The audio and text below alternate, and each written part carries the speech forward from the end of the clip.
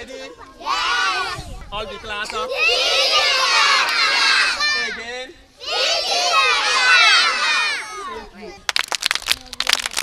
Repeat. Now, are you ready to learn English, please? Yes, Are you ready to learn English? Yes, Thank you. Now. L'enseignement de la langue anglaise démarre généralement en classe de 6e dans le système éducatif public de la République du Bénin. Mais depuis la rentrée 2017-2018, a été introduite au cours primaire l'apprentissage de l'anglais, une réforme du gouvernement du nouveau départ dans le sous-secteur des enseignements maternels et primaires au cours d'initiation CI. En optant pour cette réforme de l'introduction de l'anglais au cours primaire, le gouvernement tient à faire profiter au Bénin des diverses opportunités qu'offre l'anglais pour son développement et son intégration. Dans les écoles pilotes des départements de l'Atlantique et du littoral, il suffit d'observer les enfants en situation de classe pour comprendre l'intérêt qu'ils portent à cette langue. Ici, nous sommes dans les écoles primaires publiques à la Dogudo, Dogudo Dankoli, Zoka, Wekegogo, Kadjeron, Les Cocotiers, Djidje, Vedoko, Fifaji et Hende, où il nous a été offert de suivre de petites séquences du programme annuel d'anglais à exécuter.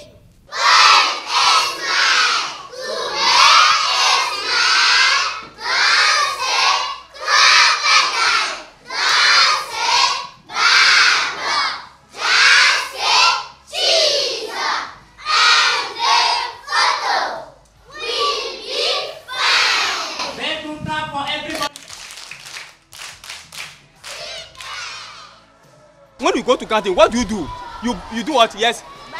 Buy the food. Who want to buy the food? You guys go and buy the food.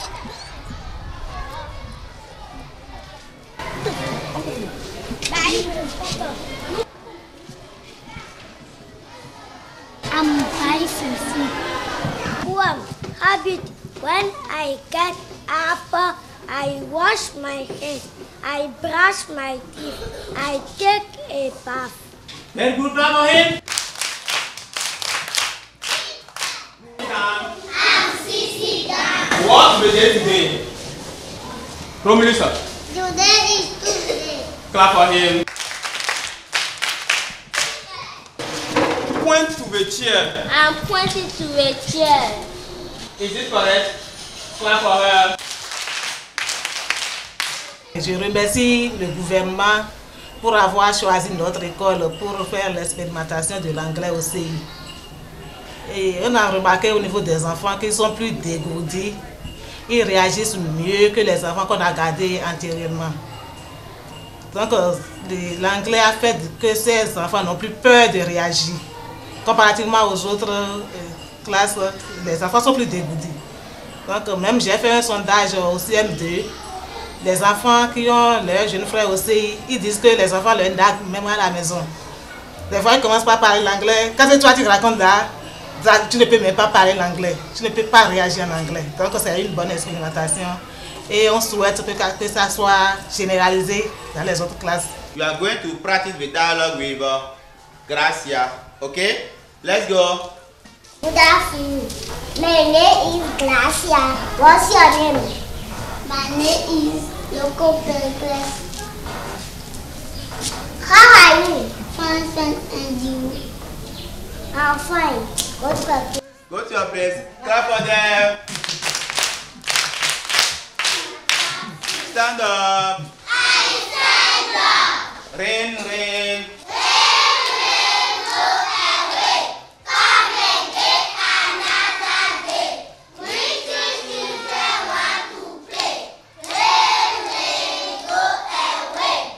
What is this? Yes? The ball. No, it's not dog. The ball. Repeat it. The ball. All the class up. Thank you. Make your. Go to the ball. Go to the board. I go to the board. Elizabeth, go to the board. I go to the board. Clap for her. Depuis l'arrivée de l'anglais, je vois que les enfants sont bien contents de cela. Ils ne sont plus absents comme auparavant. Ils sont très joyeux. Ils s'expriment comme il le faut. Les enfants sont plus éveillés par rapport à ce que j'ai constaté à l'arrivée de l'anglais dans cette école. Quand on pose des questions à ces enfants, ils réagissent mieux que l'année antérieure.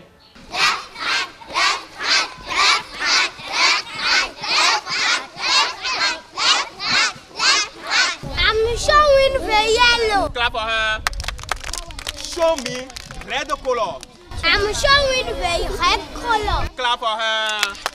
Fine face and very well, thank you. Good, you now greet her. First, you say Good morning, Victoire. Good morning, Janila. How are you? Fine face and you.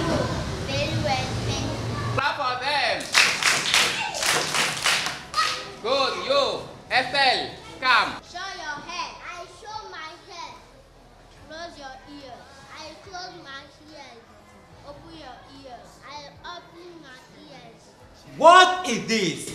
This is a copybook. This is a copybook? No! This is a copybook? No! Is that true? No! Okay. Someone to help you? This Someone to help you? is a book.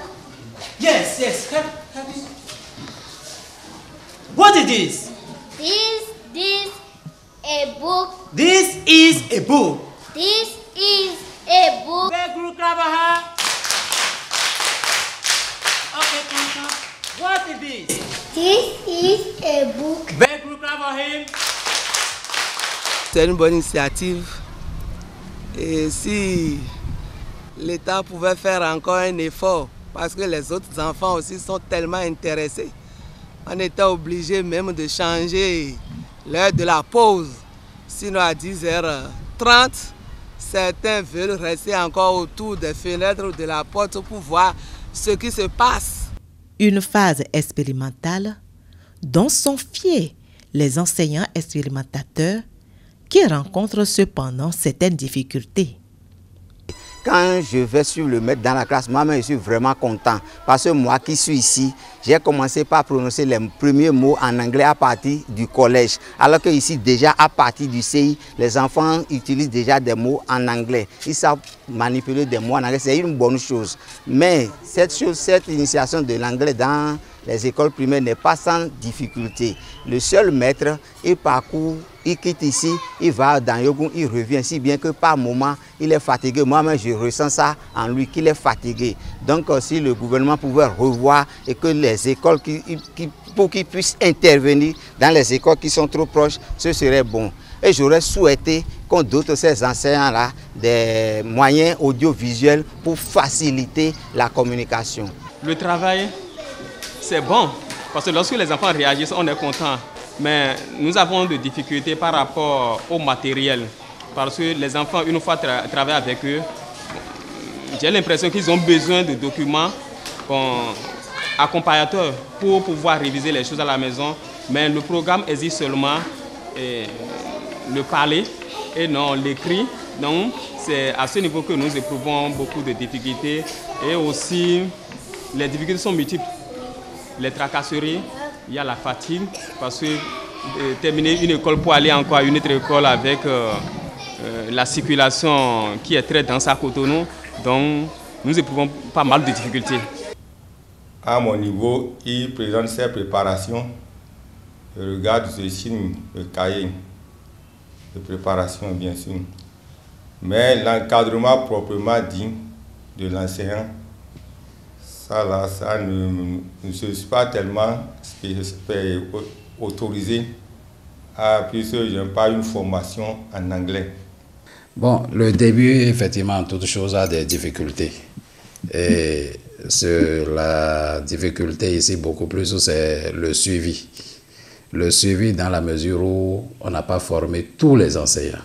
Au niveau du suivi, nous sommes conscients que ces enseignants-là ne sont pas suivis par les directeurs des écoles qui ne sont pas outillés en la matière. Mais on ne peut pas dire quand même que ces enseignants ne sont pas suivis totalement. Nous allons essayer de nuancer un peu pour dire quand même qu'il y a une organisation au niveau du ministère où trimestriellement, c'est-à-dire par trimestre, et sous la guidance de la direction de l'inspection et de l'innovation pédagogique, des inspecteurs descendent et partent pour pouvoir évaluer un peu, inspecter les écoles et évaluer un peu le système. Et parmi ces inspecteurs, on prend soin quand même d'inviter des coachs, des professeurs d'anglais. Il faut avouer que par rapport au matériel didactique, nous avions lancé des dossiers d'appel d'offres qui ont abouti. Nous avons des attributaires qui ont gagné ces marchés et l'impression de ces documents et autres-là est en cours. Et nous arrivons, en tout cas dans les clauses des contrats, ils vont nous livrer ce matériel didactique, les cahiers d'activité et autres-là. Et nous allons pouvoir les distribuer maintenant dans l'ensemble des écoles pour pouvoir pallier un peu à ce déficit ou à ce manque de matériel didactique et autres. Oui, c'est vrai, c'est vrai. Mais les distances ne sont pas pour autant importantes. Effectivement, nous avons pris des écoles urbaines, c'est-à-dire au centre urbain, nous avons pris des écoles au centre urbain. Et nous avons pris aussi des écoles semi-urbaines, okay, pour pouvoir faire une comparaison et apporter les remédiations au fur et à mesure. Mais à ce niveau, les écoles ne sont pas, comme je l'ai dit tantôt, la distance n'est pas si importante. Mais en matière de motivation, oui, ces gens qui sont déjà motivés. Vous savez, ça a pris un peu de temps. Mais c'est l'administration et il s'agit du volet financier. Et c'est une réforme. Il faut tous les documents possibles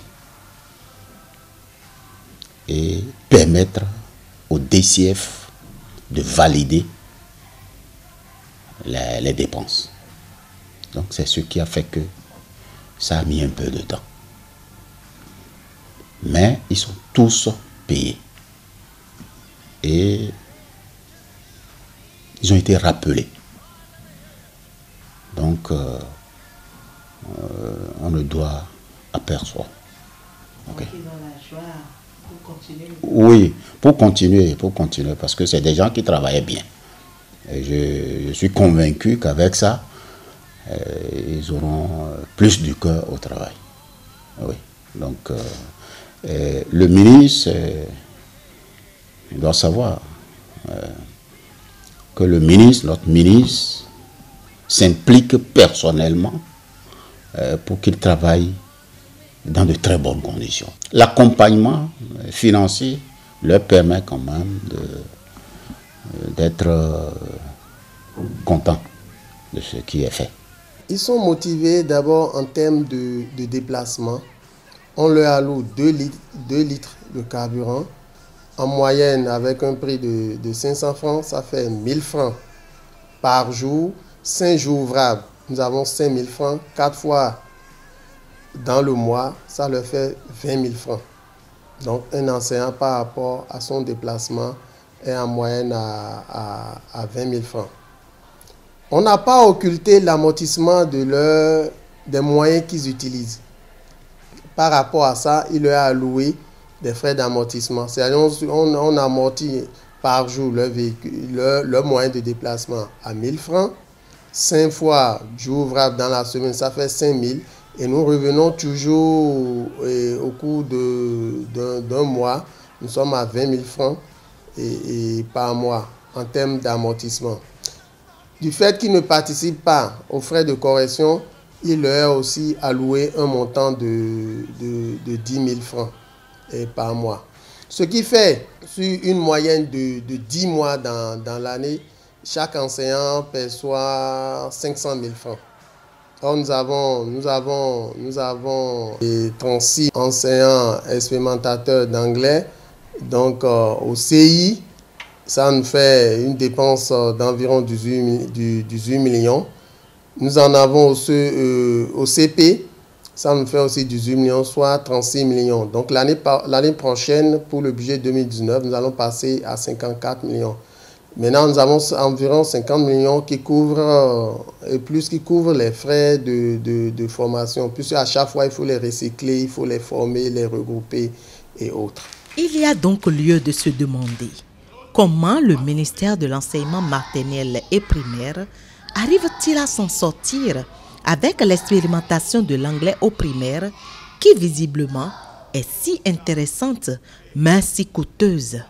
On a alloué un budget qui est inscrit sur la ligne budgétaire de la direction de l'innovation et de l'inspection pédagogique DIP. C'est cette direction qui est chargée d'animer les activités de ce projet. On a un budget d'environ 100 millions qui est alloué, réparti entre les coûts de formation et les émoluments pour pouvoir intéresser ces maîtres expérimentateurs d'anglais. Jusqu'à présent, ce projet que nous avons mis en place fonctionne sur la base du budget national.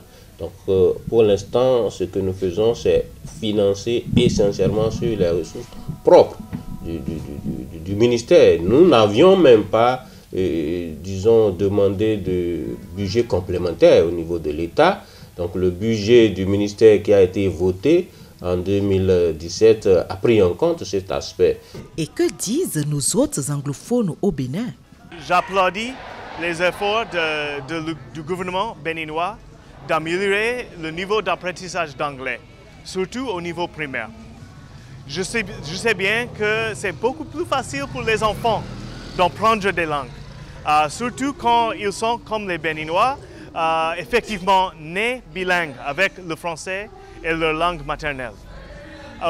Au niveau d'ambassade, nous sommes fiers d'accompagner le ministère d'enseignement primaire avec leurs efforts, d'aider eux à mieux enseigner les enseignants, de promouvoir peut-être les initiatives qui sont beaucoup plus modernes, de changer leur métier et trouver les innovations pour mieux enseigner les enfants. Le gouvernement de son Excellence le président Patrice Guillaume Athanase Talon, qui a initié cette réforme, compte bien atteindre les objectifs fixés en mobilisant les moyens qu'il faut. Et n'oublions pas que cette phase pilote évolue sur fonds propres du ministère des enseignements maternels et primaires.